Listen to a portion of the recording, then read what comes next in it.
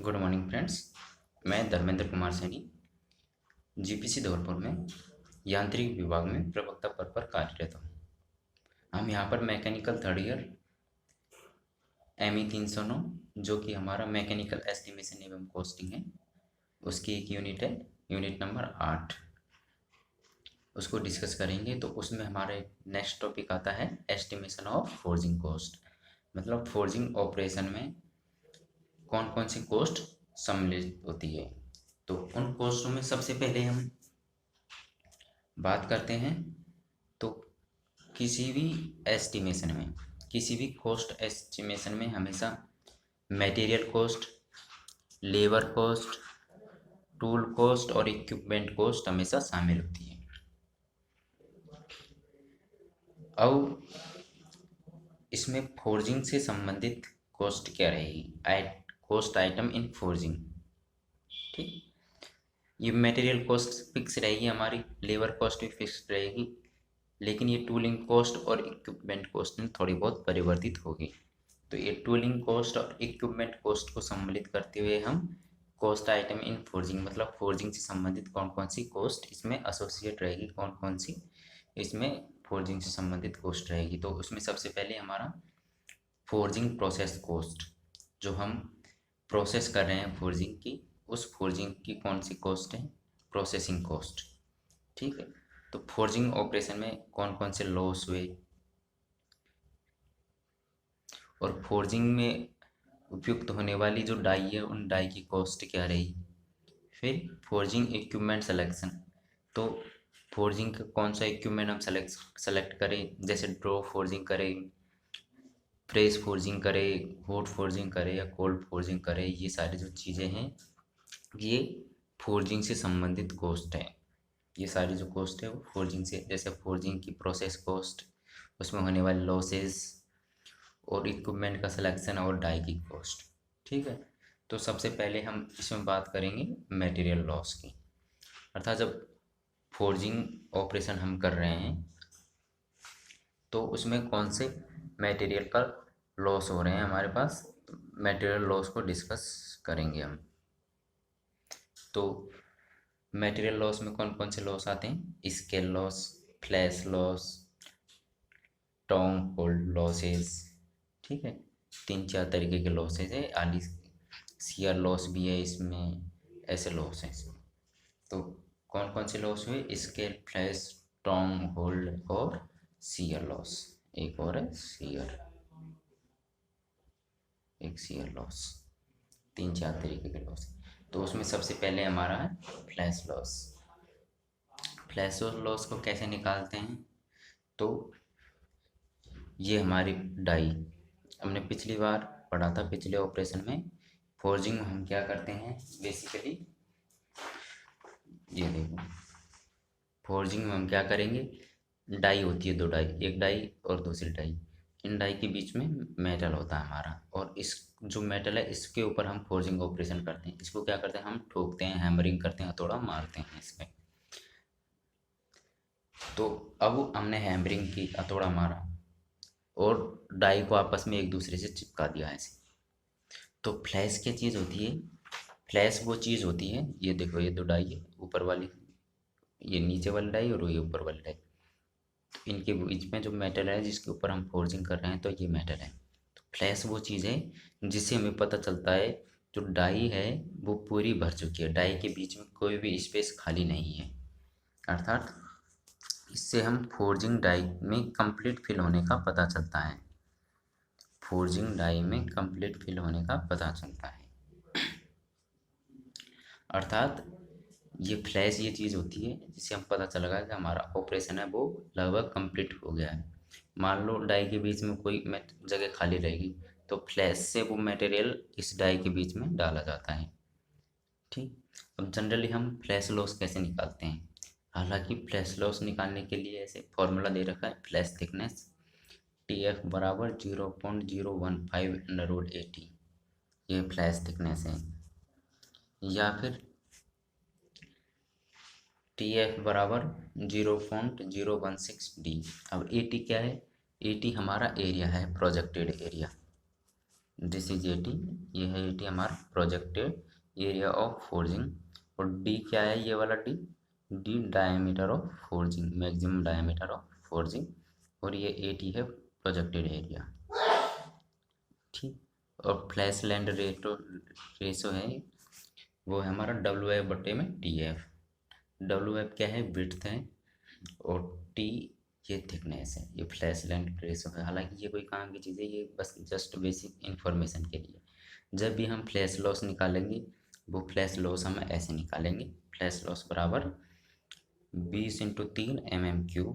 ये F volume of flash loss है। Flash loss का हम ऐसे निकालेंगे, अगर हमारे पास एरिया दे रखा हो तो हम ऐसे निकालेंगे 0.015/80 या 0.016 डी। लेकिन हमारे पास कुछ चीज़ नहीं दे रखी है, तो हम डायरेक्ट फ्लैश लॉस कैसे निकालेंगे, 20 × 3 mm³, केवल mm³ में। और ये क्या हमारा होगा, ये वॉल्यूम हो जाएगा हमारा, वॉल्यूम ऑफ जो फ्लैश लॉस हुआ। ये वाला जो लॉस है, इतना सा जो बाहर निकला हुआ है, ये फ्लैश लॉस है, और उसको निकालेंगे हम 20 × 3 mm³ में, ये वॉल्यूम ऑफ फ्लैश लॉस है। फ्लैश लॉस क्या हुआ, फ्लैश लॉस से हमें पता चला जो डाई है, फोर्जिंग में प्रयुक्त होने वाली डाई है, वो पूरी फिल हो गई है, अर्थात हमारा जो फोर्जिंग ऑपरेशन है वो लगभग कंप्लीट होने वाला है। ये तो हुआ हमारा फ्लैश लॉस। फिर आगे दूसरा लॉस की हम तरफ चलते हैं, तो दूसरा लॉस है हमारा टोंग होल्ड लॉस। अर्थात ये क्या चीज़ दिखाएगा हमारा टोंग होल्ड लॉस, जब हम डाई को पकड़ने के लिए कुछ चीज़ों की ज़रूरत पड़ती है, जैसे हमें एनविल हो गया, कुछ और भी चीज़ जो डाई को होल्ड करने के लिए, जैसे डाई और मटेरियल इक्विपमेंट को होल्ड करने के लिए जो लॉसेज होता है, टोंग होता है, एक तरीके का चिमटा टाइप का होता है टोंग। तो उस होल्ड को पकड़ने में भी कुछ हमारा इक्विपमेंट चला जाता है। जो डाई है और जो इक्विपमेंट है, उनको पकड़ने में हमारा कुछ मटेरियल वेस्ट हो जाता है। उस मटेरियल वेस्ट हो जाता है, उसको हम कैसे निकालते हैं, उसको हम निकालते हैं 2 से 3 सेंटीमीटर ऑफ स्टोक लेंथ। मान लो ये रोड है, पूरी पेन है मेरा, कौन रोड है, इस पर मैं फोर्जिंग ऑपरेशन करूँगा, तो इसको मैंने होल्ड की सहायता से, टोंग की सहायता, जो चिमटा है उसकी सहायता से पकड़ लिया है। तो इतना जो मटेरियल है वो कितना है, ये है 2 से 3 सेंटीमीटर ऑफ स्टोक लेंथ। जो हमने लेंथ लिया, बार लिया है या रोड लिया है, उसका 2 से 3 centimetre of stock length. Tong क्या हुआ, एक तरीके का चिमटा होता है, किसी चीज़ को पकड़ने के वाला जो लॉस है, पकड़ने में जो लॉस हुआ वो हमारा टोंग होल्ड लॉस होगा। ये होगा हमारा दूसरे लॉसेज। अब चलते हैं स्केल लॉस। ये हमारा स्केल लॉस है, वो फोर्जिंग ऑपरेशन में मेटल की आउटर सरफेस, जैसे हमने फोर्जिंग ऑपरेशन किया, लोहार ऑपरेशन करेंगे तो जो हॉट मेटल है उसको भट्टी में से निकालेंगे, उसके ऊपर हथौड़ा मारेंगे।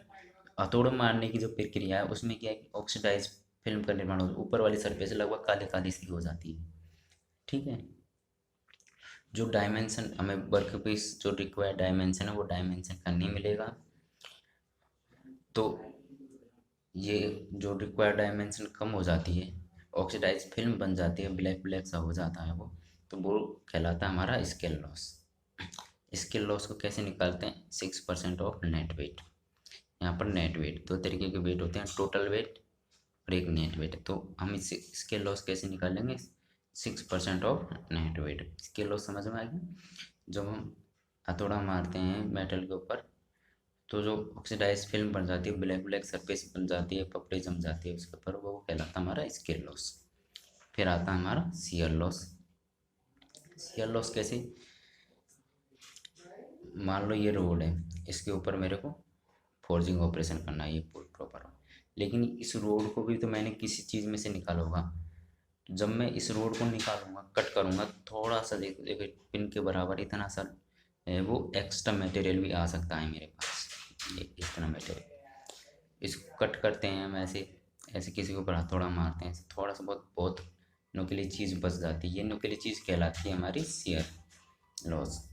फोर्जिंग ऑपरेशन करने से पहले वर्क पीस को किसी रोड में से, किसी बार या रोड में से निकाला जाता है या काटा जाता है, तो उस दौरान होने वाला लॉस है, ये शियर लॉस हो गया। तो शियर लॉस कैसे निकालेंगे, 5% ऑफ नेट वेट, जबकि हम ये हमारा स्केल लॉस है ऊपर वाला, स्केल लॉस को कैसे निकाला, 6% ऑफ नेट वेट, और शियर लॉस है वो 5% ऑफ नेट वेट। अब आता है स्प्रू लॉस। स्प्रू लॉस भी कुछ नहीं है। स्प्रू लॉस क्या है कि हमने टोंग की सहायता से डाई को पकड़ा, टोंग क्या है, चिमटा, चिमटे की सहायता से हमने डाई को पकड़ा और मेटल को पकड़ा, तो टोंग और डाई के बीच में जो होने वाला लॉस है वो हमारा टोंग स्प्रू लॉस कहलाता है। स्प्रू लॉस भी कैसे निकालते हैं, 6 to 7% ऑफ नेट वेट, ये 6 to 7% ऑफ नेट वेट से सहायता से निकाल जाते हैं। अब कुल लॉस कितने हो गए, scale loss, shear loss, sprue loss, scale loss ऊपर वाला, scale loss, shear loss, sprue loss, फिर हमने पढ़ा टोंग लॉस पढ़ा, और हमने इसके अलावा फ्लैश लॉस पढ़ा। ये टोंग लॉस हो गया और एक फ्लैश लॉस हो गया। अब टोटल लॉस कैसे निकालेंगे, हम टोटल लॉस के लिए कैसे निकालेंगे, फोर्जिंग में होने वाला कुल मटेरियल लॉस का हमेशा इसकी 15 से 20% ऑफ नेट वेट, हमेशा डायरेक्ट एक फॉर्मूला निकालेंगे, कुल लॉस निकालना होगा फोर्जिंग में तो 15 से 20% ऑफ नेट वेट, हमेशा ये फॉर्मूला अप्लाई करेंगे, 20% ऑफ नेट वेट, तो हमें फोर्जिंग में टोटल लॉस आ जाएगा। तो इस लॉस की सहायता से हम एक चीज़ और कैलकुलेट करेंगे कि हमारा टोटल वेट कितना हुआ, टोटल फोर्जिंग का वेट कितना हुआ, हमारा टोटल वेट बराबर नेट वेट है, नेट वेट प्लस जो लॉस है वो ये वाला लॉस कितने हुआ हमारा 15 से 20% of net weight plus loss बराबर टोटल वेट। अब आगे देखेंगे हम कि हमारा नेट वेट क्या चीज़ है और टोटल वेट क्या चीज़ है, अगली कड़ी में हम देखेंगे total weight plus net weight plus loss weight की सहायता से हम कॉस्ट को कैसे निकालते हैं। Thank you.